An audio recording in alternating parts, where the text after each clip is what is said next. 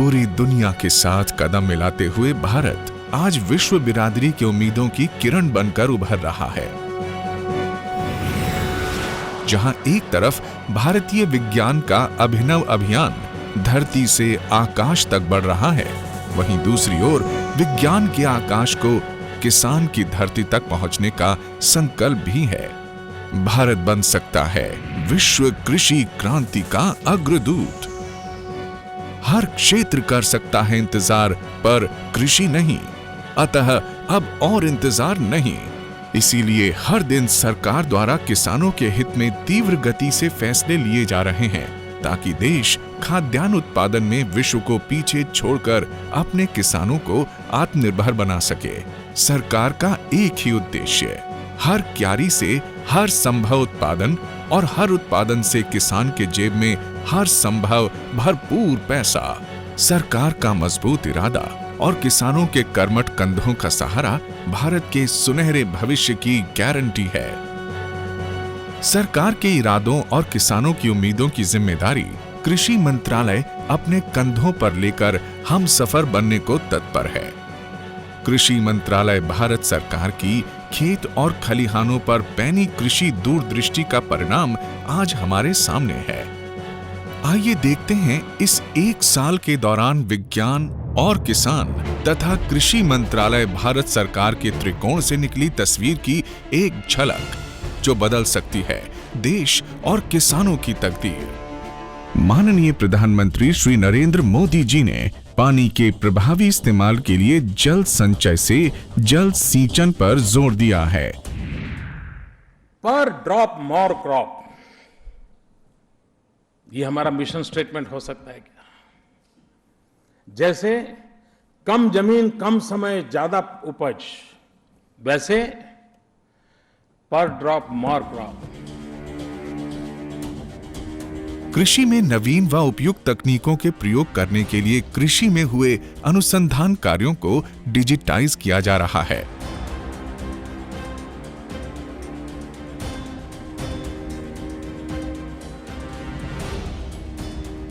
सरकार कम जमीन, कम समय और ज्यादा उपज के सिद्धांत पर ध्यान केंद्रित कर रही है, ताकि छोटे व सीमांत किसान कृषि की प्रगति में और अधिक योगदान कर सकें।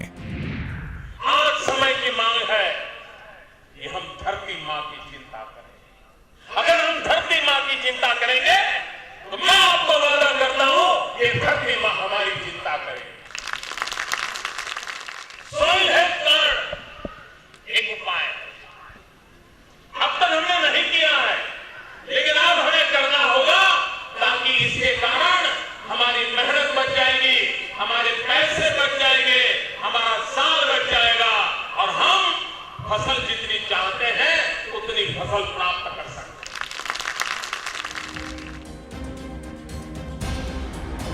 कृषि भूमि की निरंतर उत्पादकता बनाए रखने के लिए मिट्टी में जरूरी पोषक तत्वों की सही मात्रा बताने के लिए सरकार ने अब किसानों को मिट्टी की जांच कार्ड 3 वर्षों में जारी करने का अभियान आरंभ किया है। इसके अलावा 100 अतिरिक्त मोबाइल लैब भी स्थापित की जा रही हैं।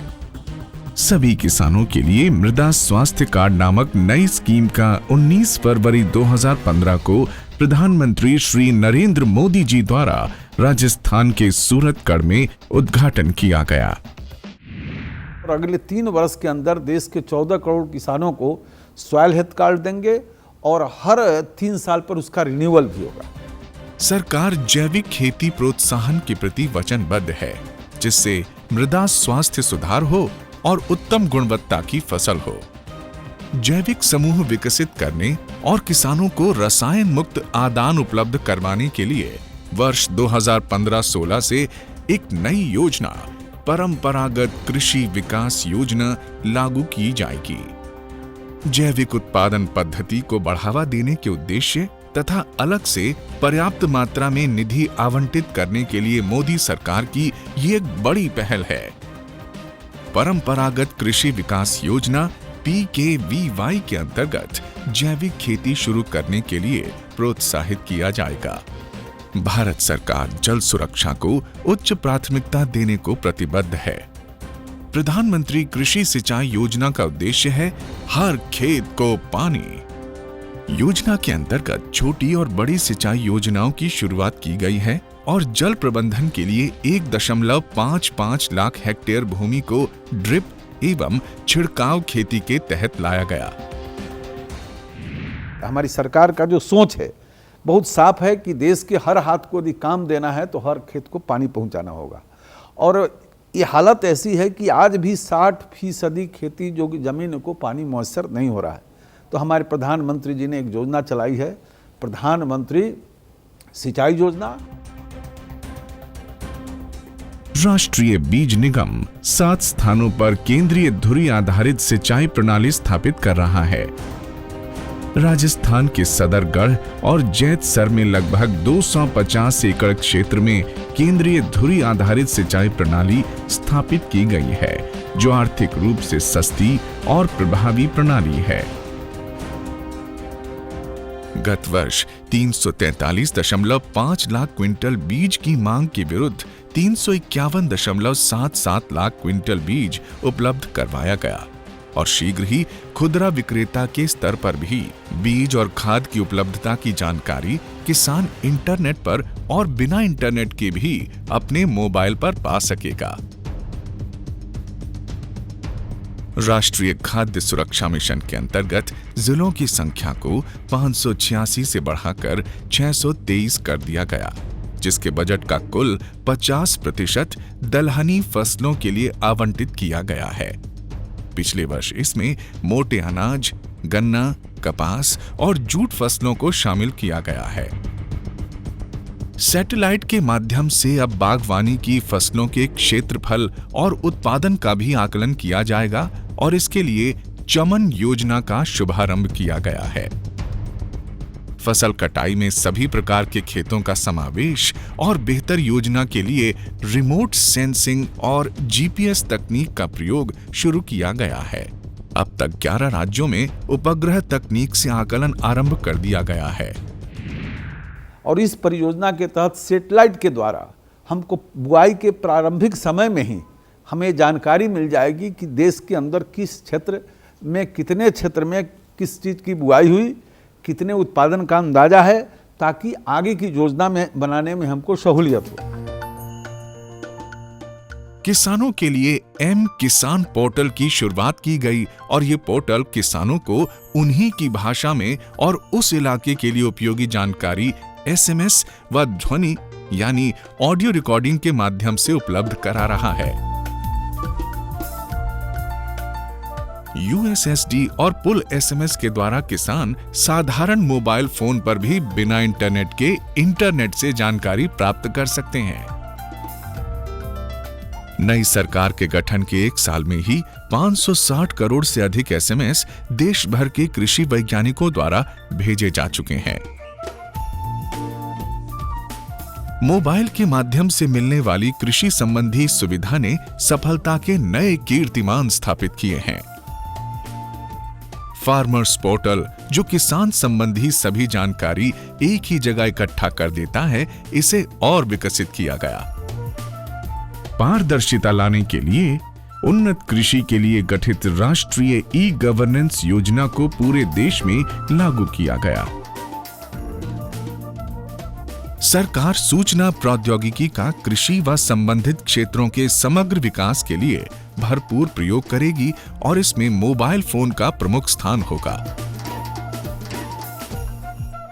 पिछले वर्ष केंद्र सरकार ने यूरोपीय देशों को निर्यात होने वाले फल एवं सब्जियों पर प्रतिबंध लगा दिया था। इसे न सिर्फ फिर से चालू किया गया, बल्कि इसके प्रमाणन की भी विशेष व्यवस्था की गई। 2014 मौसम के दौरान 59 जिलों को सम्मिलित करते हुए आकस्मिक योजना के अंतर्गत देश के 580 जिलों को शामिल किया गया है। दीर्घकालीन औसत से 12% कम वर्षा होने के बावजूद गत वर्ष खाद्यान्न के उत्पादन में 5 वर्ष के औसत उत्पादन से 12 लाख टन की वृद्धि हुई। जब हम सरकार में आए तो सूखे की स्थिति थी, 12% बारिश कम थी और तब हमने निर्णय किया कि डीजल में जो सब्सिडी दी जाती है उसमें 50% और बढ़ोतरी की जाए, बिजली के दाम में जो पैसे लिए जाते हैं उसकी सब्सिडी में 50% और बढ़ोतरी की जाए और किसानों को दिया।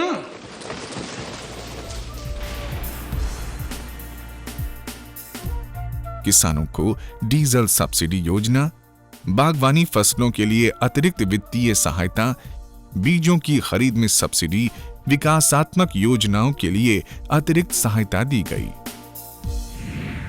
गत वर्ष वर्षा कम हुई। वर्षा कम होने के कारण वैसे ही किसान मुसीबत से गुजारा कर रहा था और इस बार जितनी मात्रा में बेमौसमी वर्षा और ओले गिरना, इतनी तबाही हुई है किसान की। हमने मंत्रियों को भेजा था, खेतों में जाकर के किसानों से बात करके परिस्थिति का जायजा लिया। हमने इंश्योरेंस कंपनी को भी आदेश किया है कि बहुत ही प्रोएक्टिव होकर के उनकी तुरंत मदद की जाए। बैंकों को हमने आदेश किया है कि बैंक भी उनके जो कर्ज हैं उनके संबंध में किस प्रकार से रिस्ट्रक्चर करें ताकि उनको इस संकट से बाहर लाया जाए।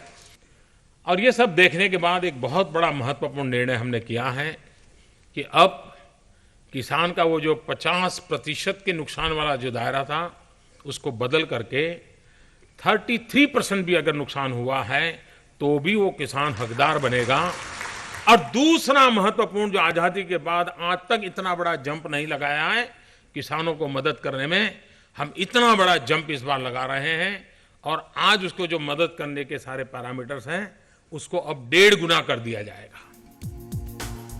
कृषि उपज के विपणन में अनेक बाधाओं को दूर करने के लिए इस विभाग ने राष्ट्रीय कृषि बाजार स्थापित करने की पहल की है। इस दिशा में विभाग राज्य एवं केंद्र शासित प्रदेशों से निरंतर बातचीत कर रहा है।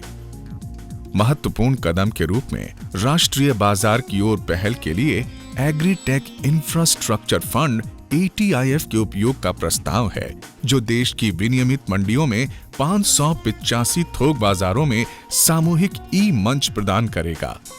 SFAC ने किसान उत्पादक संगठन FPO के लिए व्यापक लिंकेज सृजित करने पर बल दिया है ताकि अधिक लाभ के लिए उन्हें बेहतर मार्केट से जोड़ा जा सके और बेहतर सेवा तथा टेक्नोलॉजी प्रदान की जा सके। केंद्रीय कृषि मंत्री ने राष्ट्रीय राजधानी दिल्ली में प्रथम किसान मंडी का शिलान्यास किया। कृषि उत्पाद विपणन समिति APMC की सीमा से बाहर फल और सब्जियों के व्यापार के लिए दिल्ली किसान मंडी प्रथम थोक केंद्र होगा। भारत सरकार की सलाह को मानते हुए 12 राज्य सरकारों ने भी ये कार्यवाही कर दी है।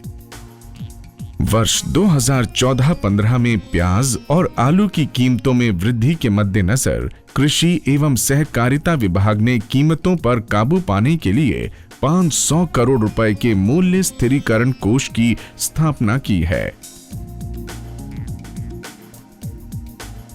आंध्र प्रदेश एवं राजस्थान में 2 नए कृषि विश्वविद्यालयों तथा तेलंगाना एवं हरियाणा में 2 नए बागवानी विश्वविद्यालयों की स्थापना की प्रक्रिया प्रारंभ की गई और उत्तर पूर्वी राज्यों में कृषि, बागवानी, पशु चिकित्सा तथा खाद्य प्रसंस्करण में 6 नए महाविद्यालयों के साथ केंद्रीय कृषि विश्वविद्यालय इम्फाल का सुदृढ़ीकरण किया जा रहा है। इस प्रकार यहां महाविद्यालयों की संख्या 7 से बढ़कर 13 हो जाएगी।